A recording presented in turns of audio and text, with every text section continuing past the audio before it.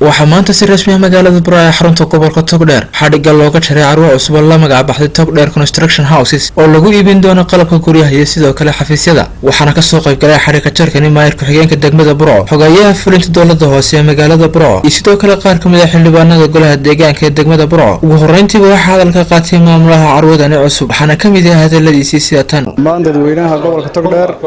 waxaanu halkan maanta ugu daafuraynaa carwada Togdheer Shopping Center oo faraceeda koobaad la dhan yahay laanteedii labaad oo gobolka Togdheer laga daafuray taasoo lagu iibin doono dhammaan qurxinta guryaha iyo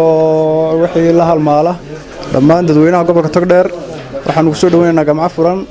iyo qiimo macquul ah aan ku soo dhawaada dhanka kale maayirka xigeenka degmada Burco xogayaha dowladda hoose xildhibaan Maxamuud Xasan Dhagalaab iyo sidoo kale xildhibaan Rashid Farax Ali Gacanlow ayaa carwadan cusub ku soo dhaweeyay gobolka waxaana ka mid ah hadaladoodii sida tan mulkiilaha dukaankan runtii degmada Burco iyo gaar ahaan gobolka Togdheer ba aadka looga baahnaa waxaan marka hore leenahay Ilaahay subxaanahu wa ta'aala ku barakeeyo baayac mushtarigaaga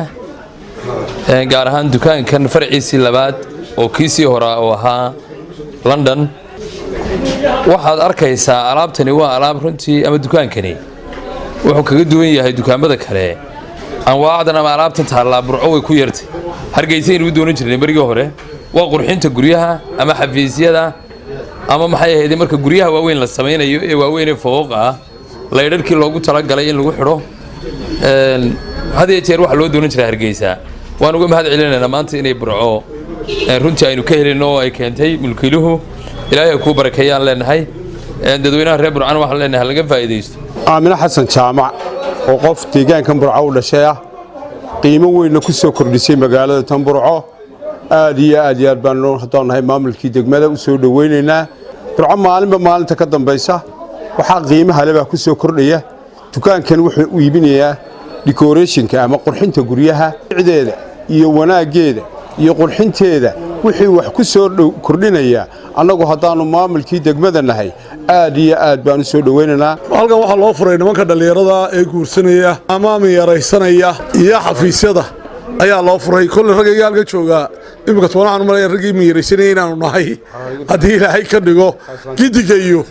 aan kala harsan lahayn anaguna waan ka bilaabay hadii Ilaahay ka dhigo dadka kalena aanu dadana wadada soo raacaan mulkiiluhu Aamina Xasan Jaamac oo la dhan ka furtay kii koowaad ay ku soo hindisteen kii labaadna Burco nooga furto waanu uga mahad celinaynaa waanu u duceynaynaa waanu u baariganaa waxa weeyaan xafiisyada waxa weeyaan guryaha waxa weeyaan decorationka loogu talagalay in la dhigo meel kasto biric leh ama meel kasto hay galaas ama meel kasto lagu nasan karo waa qaybtii indhuhu ay ku nasanayeen haday tahay biric ahaan dukaankaas nooc ka kooban yahayba ilaa iyo weel ilaa iyo qurxin ilaa iyo magaransa ubax